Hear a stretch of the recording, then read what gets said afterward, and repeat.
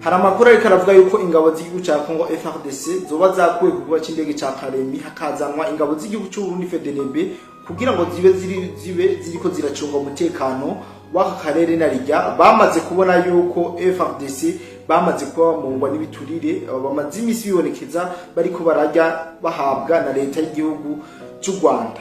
Ku rundi ruhande mu nama Forum Russia Africa, Olivier Duhungireho ajejwe imigenderanire y'u Rwanda n'andi makungu yaraye afukamiye Uburusiya mu nama rayibaye kugira ngo Uburusiya ngo bwashigikire kubera ko Amerika iriko irabatera mu gitutu, byatumye Olivier Duhungirehe amera nk'uganyira canke arira Uburusiya kugira ngo bugire ico bukoze mu gihe Amerika yo yamaze kuba yarakariye mu buryo buboneka, mu buryo budasanzwe. Kino gihugu cy'u Rwanda gisanzwe kirongowe na President Paul Kagame, President w'igihugu cy'u Rwanda. Ku rundi ruhande ndibaza murabona kuri ino kano ka video nabacishirijeemo, haraboneka umuntu ariko arabomora ifoto ya Fati Beto canke President w'igihugu ca Congo Felix Antoine Tshisekedi Chilombo. Ndibaza ukibona ino foto ushobora guca wibaza ati aha ni hehe ibi bintu vyabereye. Ibi nagenda babwire yuko vyabereye neza na neza mu gisagara ca Uvira. Ibi mbere turaje tubice irya nino tushobora kubabwira ingene byagenze ku buryo abene igihugu bafata ingingo kugira ngo bashobore kubomora ibishushanyo by'uno mu president wabo asanzwe arongoye leta ihanira intwaro rusange ya Congo Felix Antoine Tshisekedi Chilombo. Ibi byose biri mwana makuru twabateguriye, ariko tubabwira yuko ku rundi ruhande baba polisi basigwa mu gisagara ca Uvira n'inyesha amazigo cy'u Rwanda. Amakuru dufise nuko boba batewe ubwoba nabo wazarende ubu bakaba batanguye kuza barinyegeza mu mazu. Tutibagiye kubabwira yuko leta z'ubumwe za Amerika zasavye umuhari w'inyesha amazigo cy'u Rwanda kubanza kwegera kure igisagara ca Uvira inyuma yuko basinya canke batunganya ibiri mu masezerano haba Doha ndetse na Washington. Ibi rero byose biri mu makuru twabateguriye, ariko imbere yuko twinjira mu kiganiro cacu nyezina, manze niramukirize cyane abantu bese dukurikirana aho muherereye hose, by'umwihariko abari ngaha mu gihugu cyacu cyiza cy'u Burundi, abumva runo rurimi rw'ikirundi, ndavuga bari mu Rwanda, Tanzania, Kenya, Uganda, Mozambique, South Africa, abari muri Zambia, abari muri Afrika yose muri rusange, abari Europe, Asia, Amerika, mwiriwe cyangwa mwaramutse bivanye n'amasaha muriko muradukurikirana. Ndazi yuko ku bari muri akarere duherereyemo turacari mu masaha y'ijoro, amasaha hafi saa 3, murumva yuko buriko burira kandi cyane. Ariko ku bari hariya mu bihugu byo hanze nabo ndazi yuko muri ku murango, renda bifurize kugira weekend nziza mwebwe mwese mudukurikirana aho muherereye, maze ntimuze kubura yo gusohoka kugira ngo mushobore kunywa agafanta. Abandi nabo Imana ikomeze kubaha amagara meza, imukomeze kububahisha mu bantu. Nkuko bisanzwe turaje kugira ngo dubasesangurire uburyo Minisitiri w'Ububanyi n'Amahanga Olivier Duhungirehe w'igihugu cy'u Rwanda yaraye afukamiye Uburusiya mu buryo bweruye, ndetse bisa nuko ariko arasukamarira hasi avuga ati Amerika iratugiramiye, Amerika yaduteye igitutu, dufashe muze ku ruhande rwacu mutugwanire kuko Amerika igira turimbure. Ibi biri mu makuru twashoboye kuba tubatohoreza, ndetse abari bari hafi canke bashoboye mu imbere yacu bashoboye guca batwandikira ati mu nama ya Forum Russia Africa mu mushikiranganje w'imigenderanire n'ayandi makungu Olivier Duhungirehe yatakambiye Uburusiya kubwo gufasha kubashigikira ku kibazo ca Congo. Igihugu cy'u Rwanda cyagiye ngaho gitakambira Uburusiya kugira ngo bashobore kubafasha kubijanye n'ikibazo kiri muri Congo. Ushobora guca wibaza ati none ko bariko baratakambira Uburusiya bwo butazi ibyo u Rwanda ruriko rurakorera abakongomani. Ibi reka sije tugiye kuyandako, aho reka tuyage ico bacatumye Olivier Duhungirehe afukamira uyu mushefu yari yaserukiye Uburusiya mu forum kugira ngo ashobore kumutuma amutume kwa Putin amubwire ati burya abanyarwanda bimeze uko raba ubagwanire. Ndetse yongera atubwira ati kubera ko Amerika yavyuye umugara iriko irabatera igitutu giteye ubwoba ubw'ibihano bigiye gufatirwa, bongere bafashe bakingire President Paul Kagame. Muri ano makuru murumva yuko Perezida Paul Kagame we ari muyabira. Perezida Paul Kagame kabisa ari muyabira nk'uko Olivier Nduhungirehe yavyerekanye mu gutakambira ndetse no gushira ibirenge hasi imbere y'Abarusiya, ariko arabasaba yuko uyu Lavrov no mu Rusiya yari yagaragaye niyo nama, ndetse ariko arabasaba yuko bobafasha mu bya gisirikare ndetse no kugira ngo bashobore kurinda umutekano wabo, mu gihe Amerika yo yamaze kubirakarira igihugu cy'u Rwanda mu buryo bweruye.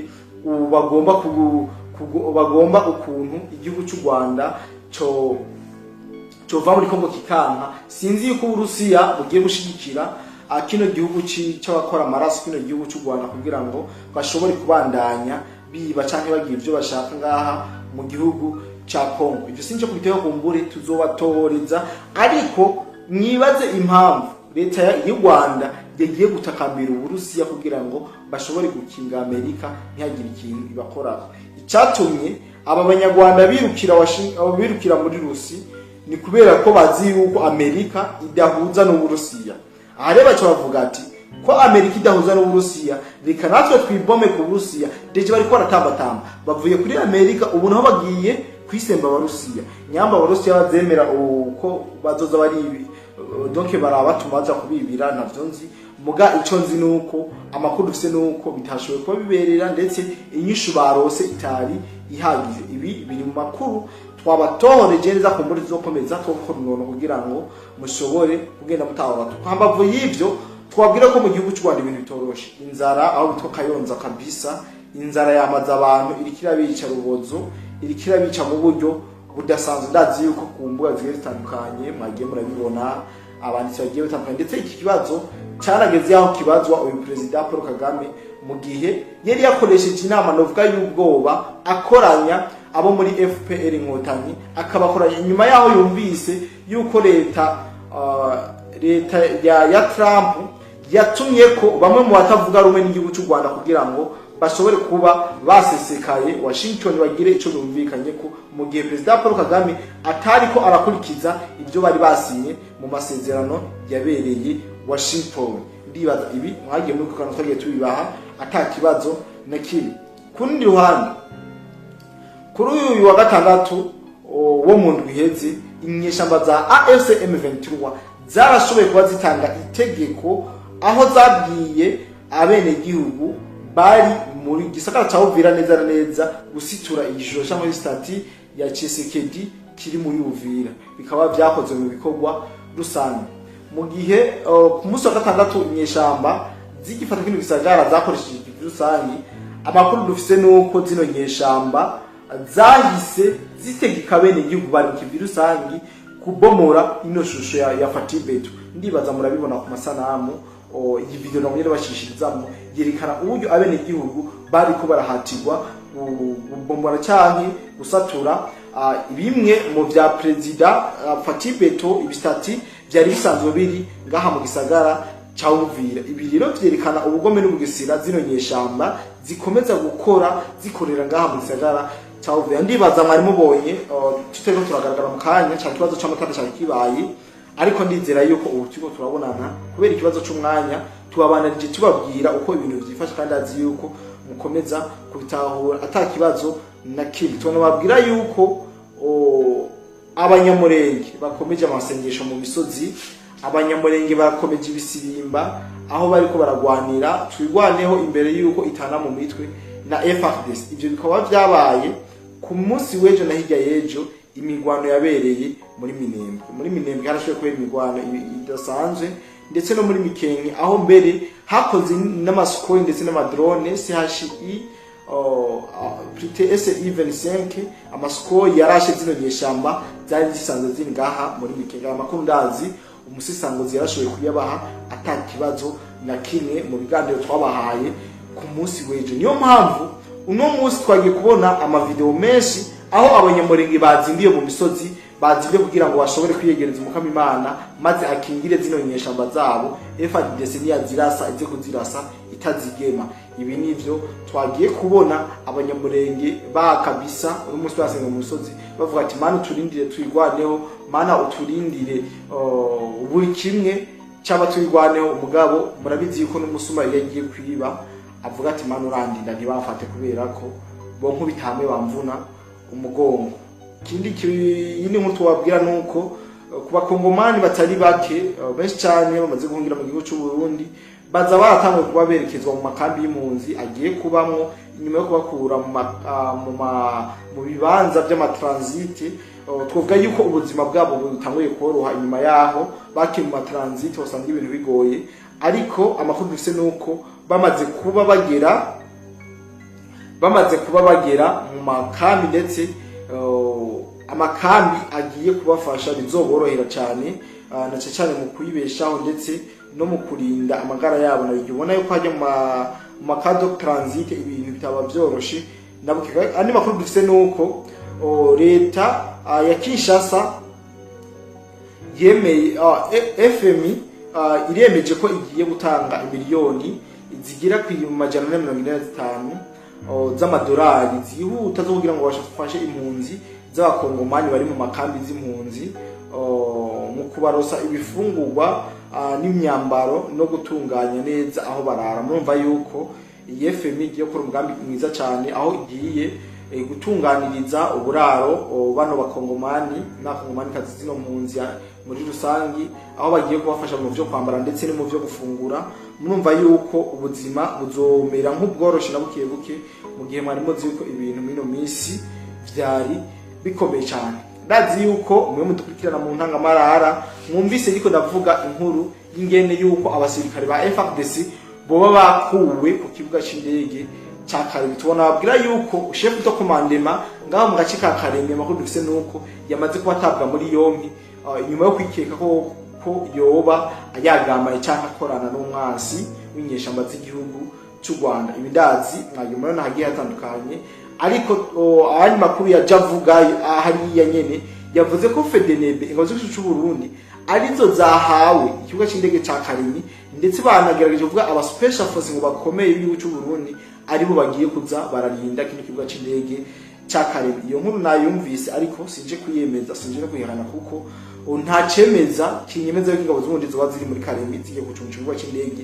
kandi nta kinyereka yuko ingabo z'uburundi zitoba zitariye. Ibi byose kumbure ano makuru ntiyashobora gusakara akamenyekana, tuzobabwira uko bimeze uko vyifashe hama tubashikirize ingene vyifashe. Nyamba FDNB byamaze kuba ishika ngaha mu gisagara ca Karemi tuzotubabwire kuko ntabwo bizohisha, kuko nta mpamvu yo kubihisha. Tuzoza tubabwire ko ingabo z'u Burundi ziko ziritwa hariya mu misozi Pretoria muri Karemi gisagara ca Karemi, ariko kugezana n'ubu tubabwira yuko atangabo z'u Burundi ziri ku butaka bwa Kongo kuko barazigarukanye. Niyo makuru twarose kuko kubahiriza amasezerano ya Washington. Niturumva ayandi makuru atubwira ati ingabo z'u Burundi zarasubiye, kuko ni message tumaze imisi tuko turakira abantu benshi batubaza ati bimeze gute ingabo z'u Burundi zoba zarasubiye hariya mu karere bimeze gute, ariko nagira ndabishwe ndababwire yuko ata makuru yizewe turaronka ingabo z'u Burundi zoba zarasubiyeyo, ariko ziramutse zisubirayo tuzobimenya kuko bamwe ni bene wacu, bamwe nabo tuvukana, abandi n'abavyeyi bacu. Ntituzobirwa yuko basubiriye mu gihugu ca Kongo guharanira amahoro n'umutekano uri kurahungabanya n'izi nyeshamba z'igihugu cy'u Rwanda. Nuko mu kiganiro nabahaye naberetse ijambo President His Excellency Neva General yashikirije ku munsi w'ejo, aho yavuze yuko atazigera yihanganira na rimwe igihugu cy'u Rwanda mu gihe kizogerageza kumutera n'umunsi wa rimwe. Ndazi yuko iri jambo givuzwe kenshi, abenshi boba baravuze yuko Neva donc bijya bintu baba bivugiye bivanye kiyagiye ko nyinshi bazazigiriko zitabasugereza u Burundi, ariko kugira abereka ko ari furu generale ku munsi w'ejo yarongeye ararivumera, aravuga ati leta y'u Rwanda ikaramuka ituvogereye abasirikare abene igihugu bose barabizi yuko dufise umwasi mu hageze kumugwanya dutegerezwa kumugwaniriza. Habe iri niryo General Major yashoboye kuvumera ku munsi w'ejo, ndetse byakomye abanyarwanda benshi, ndetse byatumye abanyarwanda benshi bagira ico barivuzeho. Ariko ijambo rivuze n'umunyabwenge ntushobora kuritahura. Mugandazi Neva abo yahaye message barayitawe kandi mu buryo bwiza. Nta na rimwe igihugu cy'u Burundi kizigera cihanganira donc abangushi cyane abo bateza umutekano muke mu gihugu ndetse no mu karere. muri make novuga yuko yongeye gukoma hababara zino ngishima z'igihugu cy'u Rwanda ariko sigomba kubabwira byinshi kandi abasezere ndanabike bantu kumbure bikunze kwinjira mu bindi biganiro byacu